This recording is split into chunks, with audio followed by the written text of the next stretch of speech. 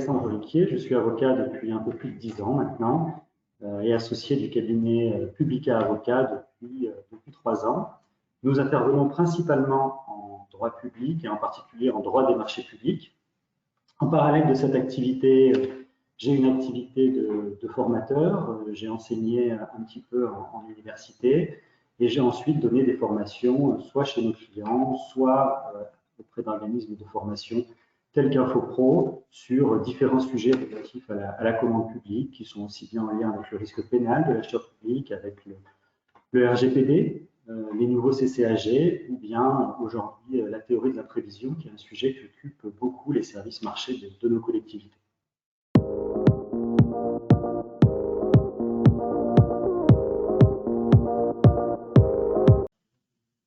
Alors voilà plusieurs mois, et pour certaines matières même plusieurs années, que certains secteurs économiques, que ce soit l'automobile, l'informatique, l'industrie agroalimentaire, le bâtiment, les travaux publics, la métallurgie, je pourrais en citer plein, font face à une augmentation de leurs coûts qui sont dus à différents facteurs. Récemment, par exemple, avec la guerre en Ukraine depuis le mois de février 2022.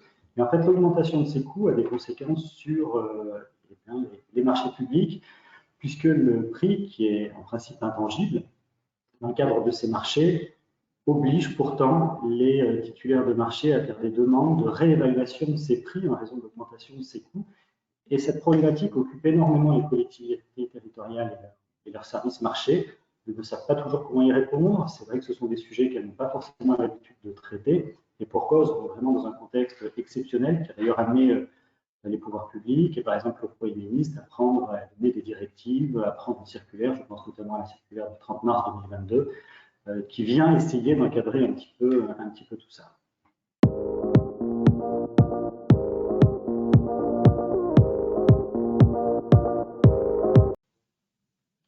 Oui, je vais avoir la chance d'animer une formation durant la pause semaine sur la théorie de l'imprévision appliquée au marché public.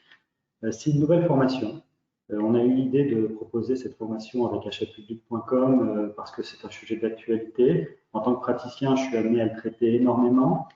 C'est vrai que depuis la première formation qui a eu lieu au mois de juin, plusieurs se sont déroulées. Elles ont toutes eu un franc succès. On a d'excellents retours. C'est l'occasion d'aborder la théorie de l'improvision en théorie et en pratique sur tous ces aspects, que ce soit son champ d'application, que ce soit sur les conditions, sur ses effets, sur son actualité même, parce que certains points pratiques, notamment de la théorie de la prévision, vont sans doute évoluer dans les prochaines semaines. Donc, comment tout ça va se passer, et puis aussi, quelles sont les solutions complémentaires, voire alternatives à cette théorie de la prévision, lorsqu'on ne peut pas l'appliquer, ou qu'on ne peut pas l'appliquer complètement. C'est tout ce qu'on va aborder durant cette formation.